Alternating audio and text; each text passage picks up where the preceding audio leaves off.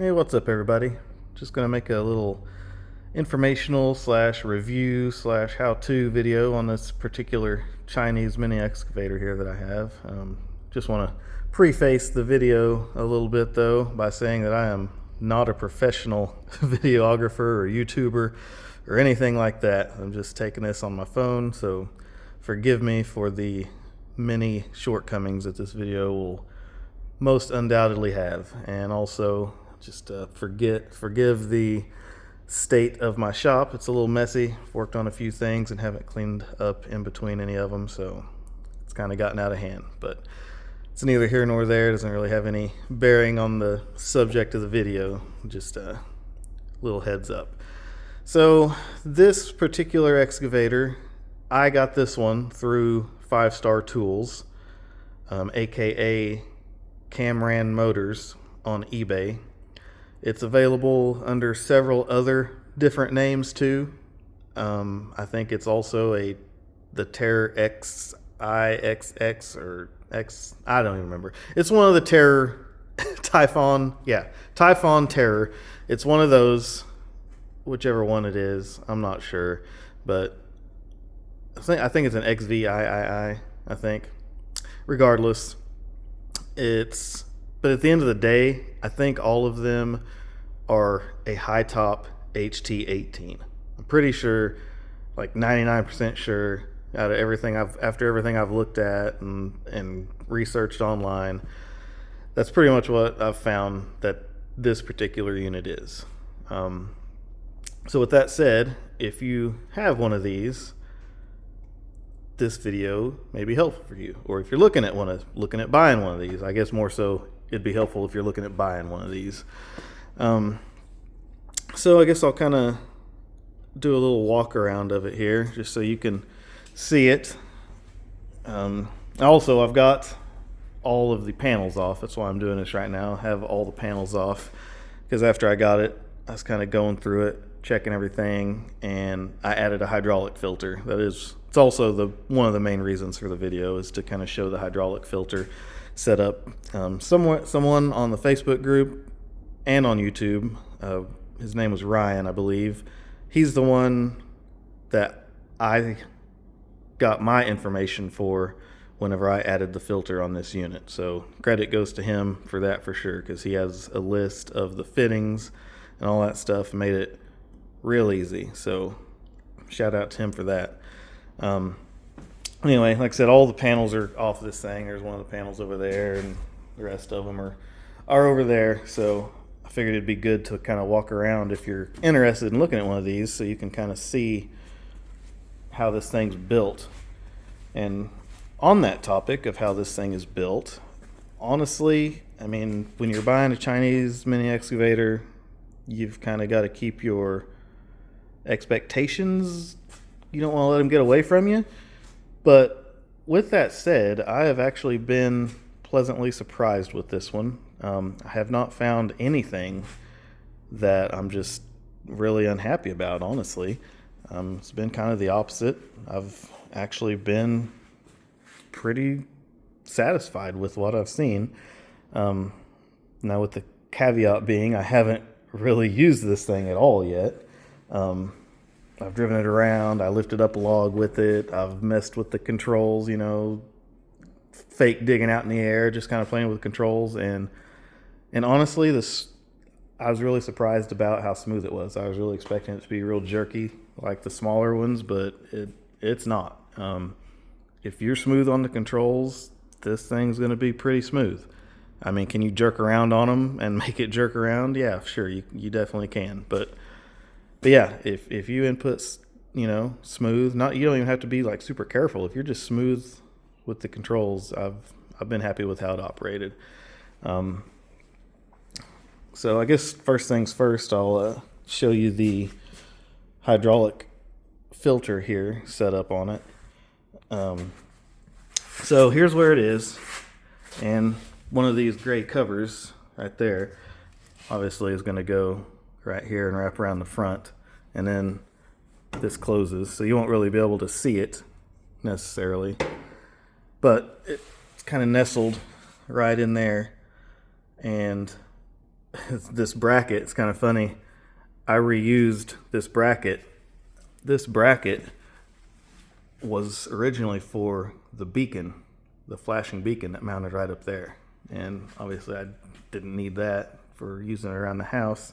So I took that off, and this used to be a big half circle, so I cut it off to a square, and this was all flat. So I added that bend and added this bend back here to make it put the filter housing in the right position. One thing on Ryan's video, he made a video on YouTube, he has a video out there on YouTube also. His doesn't have this starter contactor right here in the way. His is all open in here, so I did kind of have to put it a little farther back, and that's just kind of where it worked out anyway. But so what you do to install this, I mean, after you figure out a bracket and get that mounted, get this mounted where you need it to be, basically it's really simple. All you're doing is you're getting in the return flow path right in front of the cooler. So this hose right here is original to the machine, and originally it connected up here, which is the inlet to the cooler. Actually, let me get you a better view, turn the light on. Okay, so this cooler, you can see it wraps around here now, but originally it didn't. Originally it came from down there where it's coming from and went, it's easier to see it up here, and went up here and connected into the cooler right there. So you'll unconnect that hose and you'll wrap it around down here, and you'll put it into the inlet of your housing here. And then you'll have to have this hose made right here. And one thing to note, just a little bit of information, this hose, if you make it 18 inches without the fittings, once you add the fittings, it'll be pretty much exactly where you need it to be, because that's one thing I wasn't sure on how long to make it, since I was going to have to go not take this to the hydraulic hose shop. But yeah, cut your hose 18 inches, and then once you'll need a straight end on this one, and you'll want a 90 on the other end of it. And it's 10 JIC or 5/8 hose, but it's 10 JIC fittings. And so basically, yeah, you go, after you take that one off of the input of the cooler, put it in here, and then your output of the filter goes right up and goes right to the input of the cooler. So basically you're just getting in the return path. And I think this is the input on the cooler is a British standard pipe, BSPP, I think, fitting. Anyway, the Ryan, he has a list of all your stuff that you need, all your fittings, and it works like clockwork. Really, it was very helpful that he had already done that and had that all figured out what you needed. But so that's enough about that. I guess we'll just kind of take you around so you can see how the machine's built and show you an engine bay and underneath it and all that kind of stuff. This one does have a really nice cast counterweight on the back of it. I know that someone in a forum I found, wasn't even an excavator forum or anything, I think it was an off-road forum, but someone else had this same model, and they scaled it, and it weighed right around a little over 3,000 pounds. It's advertised as a 2-ton unit, but I mean, we all know how that goes. Just kind of take those numbers with a grain of salt. Really, from what I've seen, those numbers are more correlated to kind of the physical size of the unit, even maybe more so than what they actually weigh, because very rarely, I mean, some manufacturers are true to that, but they're in the minority. Most of them are not true to what they say. So for information, these weigh a little over 3,000 pounds, this particular one right here. Oh, and also, one really important thing to mention, the ones from 5 Star Tools, aka Kamran Motors on YouTube, they have the D902, the Kubota D902, instead of the D722, like most of the other ones do in this. So that is a nice little upgrade. And also, I'm sure you already noticed, but these have a combined hydraulic cooler and engine cooler. So this side of it is the hydraulic cooler, this side of it is for the engine, for the coolant.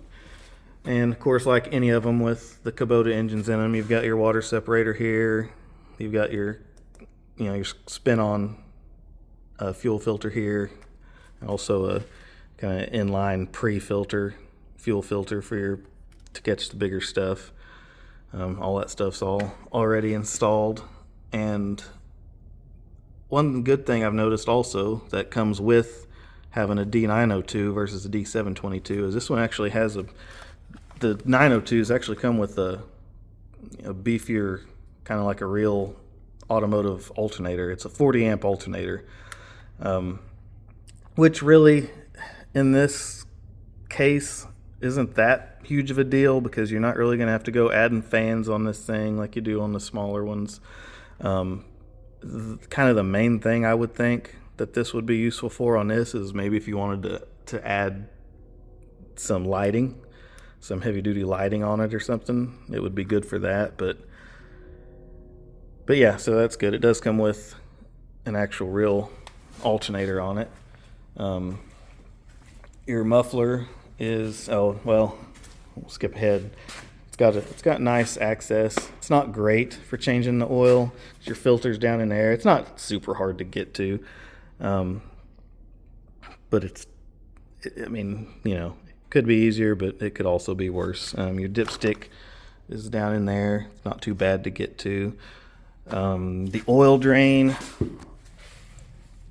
is right there, and it's not too bad. You slide it. Of course, you can rotate it to wherever you want it to be, but it's not too bad to get to. And I guess while I'm down here, I'll show you kind of how the bottom plate's made. It's basically a stack of 3 pretty thick pieces of plate steel. So it's built pretty heavy duty. You can see down under there. And the turntable looks pretty good. And the frame for the undercarriage. I mean, it all looks like it's built pretty good. And these have the K-strains for the drive motors, so that's nice. A lot of them, not all of them have that. So it's just a nice little feature. And there's some numbers on those in case anybody's interested in that for any reason.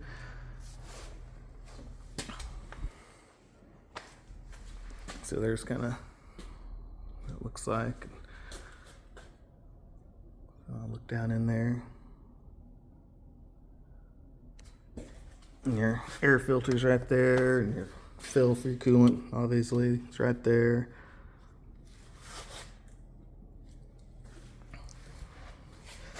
You got your muffler over here. It's nice and heat insulated.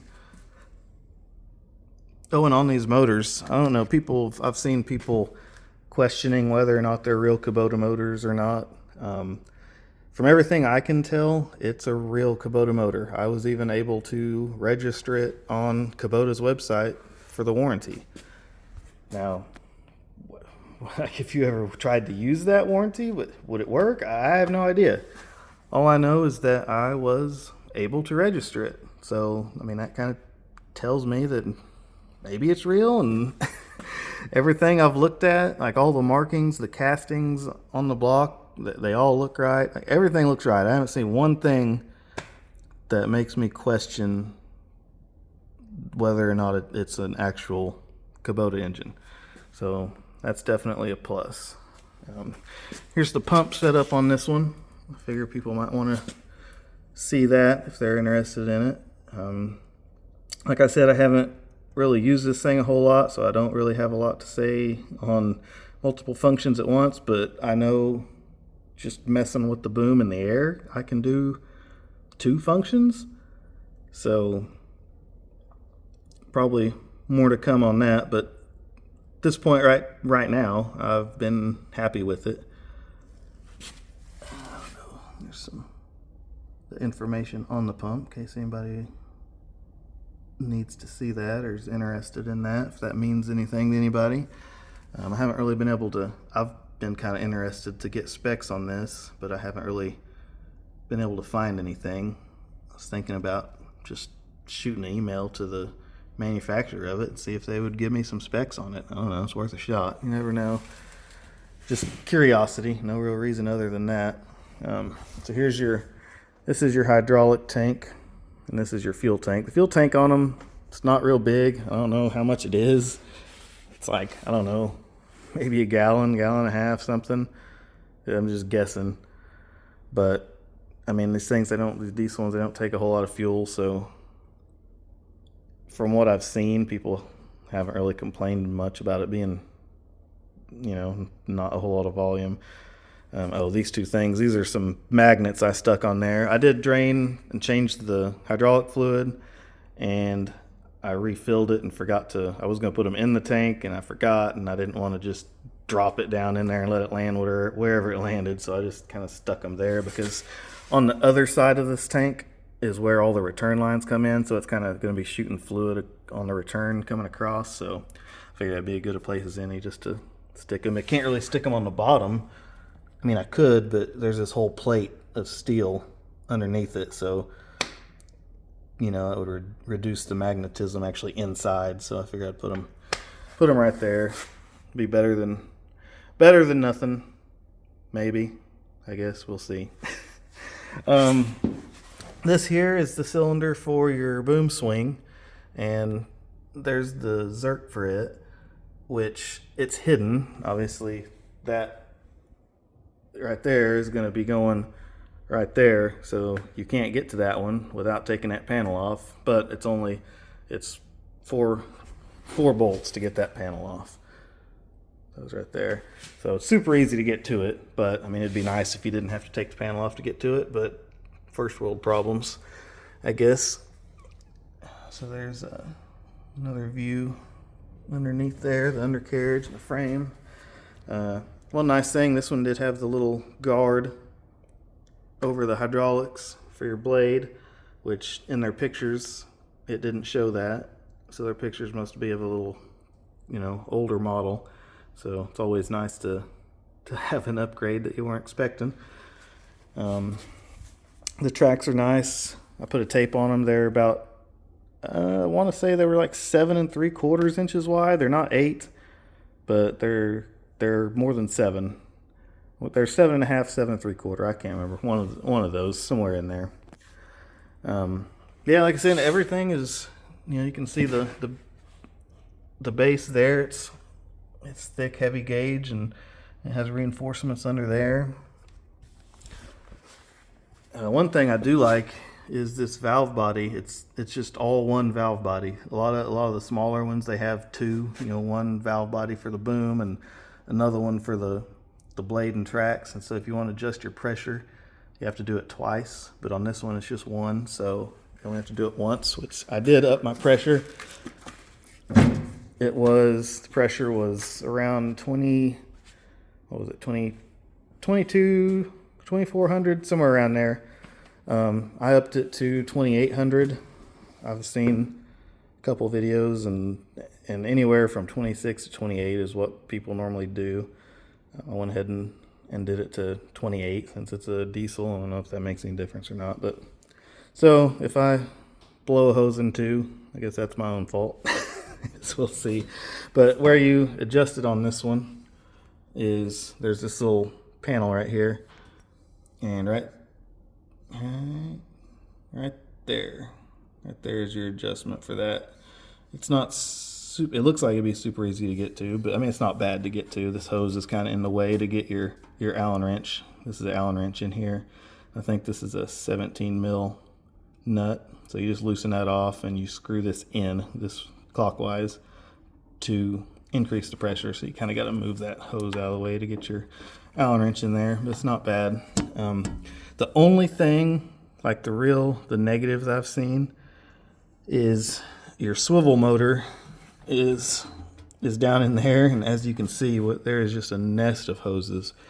And I hope I don't have to get to it, is basically what I'm saying, because it's not going to be easy to get to. But with that said, you can't see it, but the swivel motor, it is boxed all the way around it. It has bar stock or square stock steel all the way around it to keep it in place. So even if it comes loose, it can't, move around and lose the mesh on the gears. So that's a good thing. This one has a swing boom, of course, and all your hoses are in the boom, which is nice.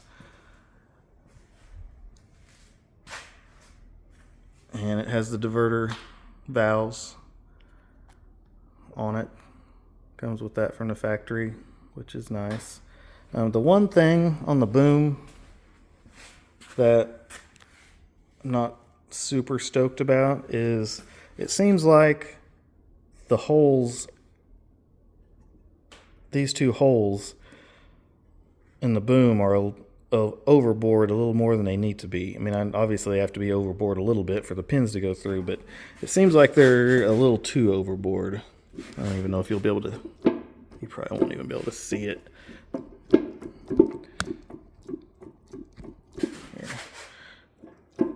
Well, it doesn't look that bad. You can't really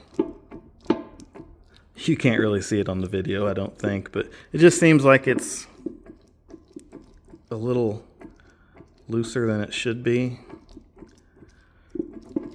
But, at the end of the day, it is what it is. It's not a, $30,000-$40,000 Kubota U17, which actually, if you didn't notice, it's kind of hard with the panels off of it, but this is a clone of a U17 with all the panels on it. I mean, it looks a whole lot like a U17, even down to right here. It's got the indentation for the Kubota logo right there. And it's I don't know if it comes through in the camera or not, but it is pretty much Kubota orange and gray. They even pretty much matched the colors pretty well. One thing I didn't cover is it's not necessarily a 2-speed. It's not a true 2-speed on the tracks, but if you lift this up here, so that comes down like that and goes up like that. So whenever it's up like that, it disables the flow through the pilot system, which therefore gives you more flow through the tracks. And so it does give you a little bit of a speed boost. If you're crawling with this thing, you can put that up, and I mean, it doesn't turn it into a speed race or anything, but it is a noticeable difference. So I guess you could say it's like a 1.5 speed. I don't know, but it's just nice to have a little bit of extra speed in it. So go ahead and finish showing you under here. There's that one-piece valve body. The battery's right there. Yeah, it does. It's got a few things that aren't used. I'm not sure what that's for, but I mean, obviously it's for a option that this one didn't have. You can kind of see in there, but you can see what I'm talking about. There's a swivel motor right there. I mean, if you look down in there, you can kind of see some of the bolts down in there, but not super easy to get to. Like back there's your solenoid right there for your boom swing. Back in there. And here's where you adjust your tracks. Actually, I've got this plate off because this track is a little loose. The other one was fine, but this one is a little loose, so I'm going to tighten it up when I put it all back together. It's got a switch here for your light, and it's got a nice little informational thing. This is a copy of a instrument cluster, whatever you want to call it, that I've seen on some name brand units. I'm sure it's not the same thing. It's a copy, I'm sure, but it shows your voltage and your RPMs and your fuel level and your engine temp. So it's helpful. Definitely helpful. It's got some warnings on there. I don't know how many of them are actually functional. I haven't really looked into that yet, but it's something that's nice to have. Better than not having it, I suppose.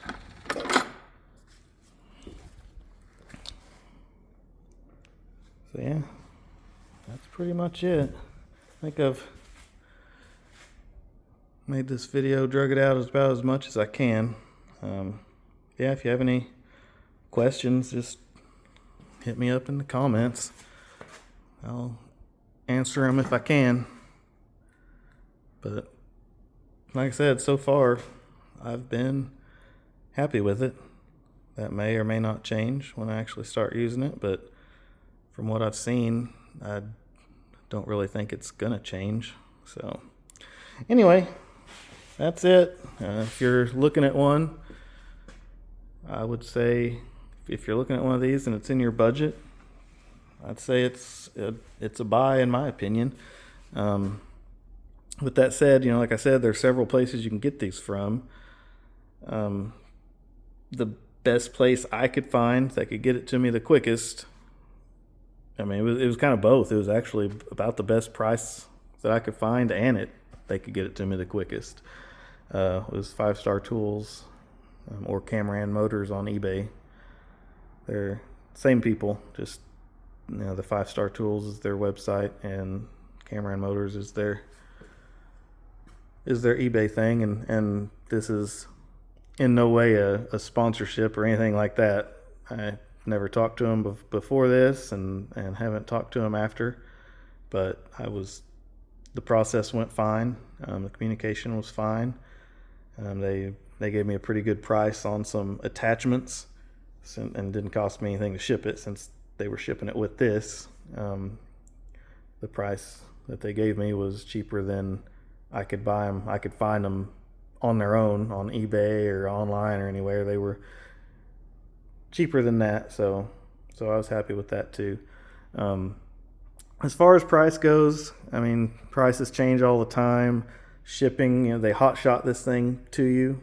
They use hot shot drivers, so that price can fluctuate a lot, and of course I got this before the 10% tariff, so lots of things can change all the time, so I don't really want to say exactly how much, but I'll say I paid between $9,000 and $10,000 to my door, not including the attachments. And I know like the Typhon version of these, they're usually a decent amount more than that from what I saw. So, and the Typhon ones have the D722. Almost everywhere else has the D722 in this. Kamran Motors is the only one I've seen that have these on the ground over here. So you don't have to wait months for them, and they have the D902 in them. And like I said, I was happy with the process, happy with the purchase. Don't have any complaints. Of course, everyone's mileage may vary. Someone might have a terrible experience. I don't know. All I can go off of is my experience, and it was positive. So yeah, there it is. There's the machine. Like I said, just hit me up if you have any questions, and if I can, I'll answer them. So anyway, thanks for watching.